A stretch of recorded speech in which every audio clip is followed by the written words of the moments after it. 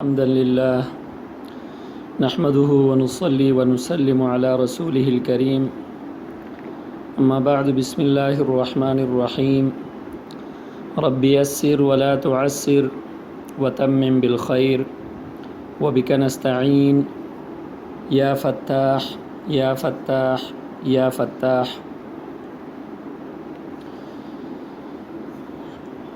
وفاق المدارس کے نصاب کے مطابق عالیہ سال اول کے نصاب میں اصول فقہ کی کتاب نور الانوار کا ایک حصہ شامل ہے جو کہ سنت رسول اللہ سے شروع ہو کر اجماع کے آخر تک ہے، یعنی ادلہ اربعہ میں سے صرف سنت اور اجماع کو ہم نور الانوار میں پڑھیں گے، باقی کتاب اللہ والا حصہ آپ نے اصول الشاشی میں پڑھا ہے اور قیاس کے بعض ضروری اصطلاحات اور ان کی وضاحت وہ آسان اصول فقہ میں آپ نے پڑھی ہے۔ بہرحال نور الانوار جو آپ کے سامنے ہے یہ رسالہ المنار کی شرح ہے۔ رسالہ المنار کو متن اور اس کے لکھنے والے کو ماتن کہا جاتا ہے، جبکہ نور الانوار کو شرح اور اس کے لکھنے والے کو شارح کہا جاتا ہے۔ بہرحال منار اور نور الانوار یعنی متن اور شرح دونوں اصول فقہ میں ہیں، اور کتاب کو شروع کرنے سے پہلے چند باتوں کا جاننا ضروری ہے کہ جن کو ہم اصول فقہ کی جو کتاب ہے نور الانوار اس کے مبادی میں سے کہیں یا مقدمہ کہیں، بہرحال یہ چند چیزیں ایسی ہیں، چند باتیں ایسی ہیں جن کو کتاب شروع کرنے سے پہلے سمجھنا اور ان کا جاننا ضروری ہے۔ نمبر 1 اصول فقہ کی تعریف، نمبر 2 اصول فقہ کا موضوع، نمبر 3 اصول فقہ کی غرض و غایت، نمبر 4 ماتن اور شارح کے حالات زندگی۔ یہ 4 چیزیں ایسی ہیں کہ ان کو سمجھنا کتاب کو شروع کرنے سے پہلے ضروری ہے۔ بہرحال سب سے پہلے ہم اصول فقہ کی تعریف بیان کریں گے، جو کہ پہلی چیز ہے 4 چیزوں میں سے اصول فقہ کی تعریف۔ اصول فقہ جو ہمارے سامنے ہے یہ مرکب اضافی ہے، اصول مضاف ہے اور فقہ یہ مضاف الیہ ہے، اصول الفقہ ہی، اصول الفقہ ہی، اصول مضاف ہے اور فقہ یہ مضاف الیہ ہے۔ اور اگر کوئی معرف مرکب اضافی ہو تو اس کی عام طور پر 2 طرح سے تعریفیں کی جاتی ہیں۔ پہلی تعریف مضاف اور مضاف الیہ کی الگ الگ کی جاتی ہے، دوسری تعریف مضاف اور مضاف الیہ کے مجموعے کی جاتی ہے۔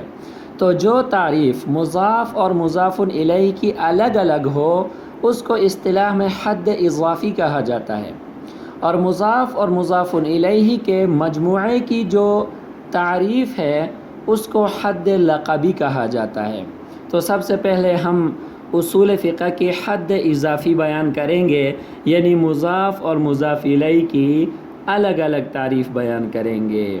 الگ الگ تعریف اگر ہم بیان کریں تو سب سے پہلے ہم اصول کی تعریف بیان کریں گے، اس کے ساتھ فقہ کی ہم تعریف بیان کریں گے۔ اصول یہ اصل کی جمع ہے اور اصل کا اطلاق چند معانی پر ہوتا ہے۔ نمبر 1 اصل بمعنی بناء، جیسے اصل الداری، اصل الداری یعنی بناء الداری کے معنی میں ہے یہاں پر گھر کی بنیاد، بنا۔ اور نمبر 2 اصل بمعنی راجح، راجح کے لیے بھی اصل کا لفظ استعمال ہوتا ہے، جیسا کہ فاعل کی بحث میں آپ لوگوں نے پڑھا ہے الاصل فیہ ان یلی الفعل، کہ فاعل میں راجح یہ ہے کہ وہ فعل کے ساتھ ملا ہوا ہو، ورنہ فعل اور فاعل کے درمیان بسا اوقات فاصلہ بھی ہوتا ہے لیکن راجح یہ ہے کہ وہ فعل کے ساتھ ملا ہوا ہو، تو وہاں راجح کے لیے آپ نے اصل کا لفظ استعمال کیا، اصلہ ان یلی الفعل، کہ اس میں راجح یہ ہے کہ وہ فعل کے ساتھ ملا ہوا ہو۔ اب یہاں اصل راجح کے معنی میں ہے۔ نمبر 3 اصل بمعنی دلیل، اصل دلیل کے معنی میں بھی استعمال ہوتا ہے. جیسے اگر آپ کسی قول کے کسی دعوے کے لیے قرآن سے کوئی دلیل پیش کریں تو اس کے لیے بسا اوقات یہ الفاظ استعمال کرتے ہیں اصلہ قولہ تعالی، کہ میں نے جو فلاں مسئلہ بیان کیا ہے، جو میں نے دعویٰ کیا ہے، اس کی دلیل اللہ کا یہ قول ہے. یہاں اصلہ قولہ تعالی میں جو اصل ہے وہ دلیل کے معنی میں ہے. نمبر 4، اصل بمعنی قاعدہ کلیہ. اصل قاعدہ کلیہ کے معنی میں بھی استعمال ہوتا ہے. جیسا کہ آپ لوگوں نے بہت ساری جو فنون کی کتب ہیں ان کی تعریف میں آپ لوگوں نے یہ پڑھی ہے. مثال کے طور پر آپ نے علم نحو کی تعریف پڑھی، اس میں یہ پڑھا ہے ہوا علم باصول. اصول فقہ کی تعریف خود آپ نے اس میں پڑھا ہے ہوا علم باصول یتوصل بها المجتہد. بہرحال یہاں اصل بمعنی قاعدہ کلیہ ہے. تو یہ اصل کا جو اطلاق ہے وہ ان معانی پر ہوتا ہے. دوسرے نمبر پر یہاں پہ لفظ فقہ ہے. فقہ یہ 2 بابوں سے آتا ہے، مصدر ہے. نمبر 1 فقیہ یفقہ، سمع یسمع سے آتا ہے. سمع یسمع سے جب یہ باب آئے تو پھر فقیہ یفقہ فقہن کا معنی ہوتا ہے سمجھنا، سمجھ بوجھ حاصل کرنا. نمبر 2 یہ باب کرومہ سے آتا ہے فقہ یفقہ، فقہ یفقہ فقہن. فقہ یفقہ جب یہ ہو تو پھر اس کا معنی ہوتا ہے فقیہ ہونا، پھر اس کا معنی ہوتا ہے فقیہ ہونا. اور فقیہ اس عالم کو کہا جاتا ہے جو اصول 4 سے مسائل کا استنباط کر سکتا ہو، ادلہ 4 سے مسائل کا استنباط کر سکتا ہو، تو ایسے عالم کو فقیہ کہا جاتا ہے. تو یہ 2 بابوں سے مستعمل ہے، فقیہ یفقہ اور فقہ یفقہ سے. اچھا، دوسرے نمبر پر اصول فقہ کی حد لقبی ہے، یعنی مضاف اور مضاف الیہ کا جو مجموعہ ہے اس کی تعریف. تو اصول فقہ کی جو حد لقبی ہے وہ یہ ہے ہوا علم باصول یتوصل بها المجتہد الى استنباط الاحکام من ادلتها التفصیلیہ. اب دیکھیں ہوا علم باصول، یہ ان قواعد کا علم ہے، ان قاعدوں کلیوں کا علم ہے. یتوصل بها المجتہد، کہ ان قاعدہ کلیوں کی مدد سے مجتہد پہنچتا ہے الی استنباط الاحکام، احکام کے استنباط کی طرف.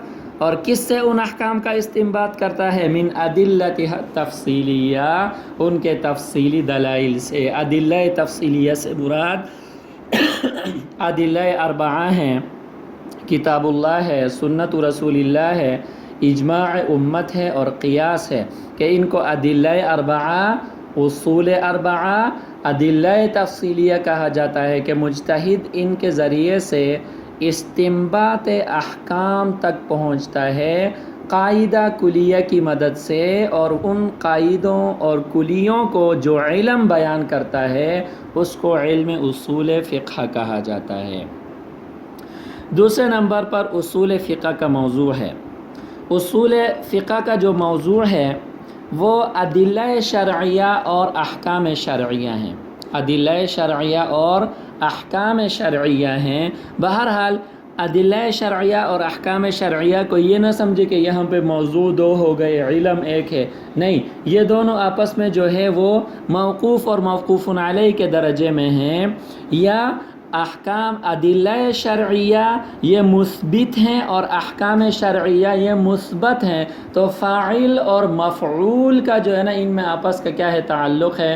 اور آپ نے پڑھا ہے کہ اگر کوئی فعل متعدی ہو تو پھر اس کے لیے مفعول بھی لازم ہے. تو یہاں پہ جو احکام شرعیہ ہے ان کا استنباط ہوتا ہے ادلہ شرعیہ سے. تو ادلہ شرعیہ یہ گویا کہ اس میں فاعل ہیں، اور احکام شرعیہ جو اس سے نکالے گئے ہیں وہ مثبت اسم مفعول ہیں. تو لہٰذا تعدد موضوع نہیں ہے، یہ دونوں چیزیں ان کا آپس میں تلازم ہے، اور ان کا آپس میں دونوں کا آپس میں ایک گہرا تعلق ہے. تیسری چیز اصول فقہ کی غرض و غایت ہے. غرض و غایت معرفت احکام الشرعی لسعادت الدارین، معرفت احکام الشرعی لسعادت الدارین، دنیا اور آخرت کی کامیابی کے لیے احکام شرعیہ کو سمجھنا، احکام شرعیہ کی معرفت حاصل کرنا، تاکہ دنیا میں احکام شرعیہ کے مطابق زندگی گزارا جائے اور اس کے نتیجے میں قیامت کے دن اخروی سعادت حاصل کی جائے۔ یہ اس علم کا اصول فقہ کا مقصد ہے اور اس کی غرض و غایت ہے۔ آج کا درس اتنا کافی ہے۔ انشاءاللہ کل کے درس میں ماتن اور شارح کے حالات زندگی کو بیان کریں گے اور اس کے بعد باب اقسام السنتی سے باقاعدہ کتاب کا آغاز کریں گے۔ تو میں اپنی بیٹیوں سے یہ گزارش کروں گا کہ سب سے پہلی اور ضروری بات اور کرنے کا کام یہ ہے کہ موجودہ حالات میں رجوع الی اللہ کا اہتمام کیا جائے، عبادات کے ذریعے سے، ذکر و اذکار کے ذریعے سے، دعاؤں کے ذریعے سے اللہ کو راضی کیا جائے اور ان حالات سے نکلنے کے لیے اللہ رب ذوالجلال سے خصوصی تعلق قائم کیا جائے کہ اللہ ہمارے حال پر رحم فرما کر اس وبا کو ہمارے اوپر سے ہٹا دے اور ہمارے درسگاہوں کی جو رونق تھی اللہ تعالیٰ اس کو بحال فرما دے۔ اور دوسرے نمبر پر جو دوسرا ضروری کرنے کا کام ہے، آپ نے اپنا مطالعہ اور سبق یاد کرنا، سبق سننا، روزانہ کی بنیاد پر اس کو کرنا ہے۔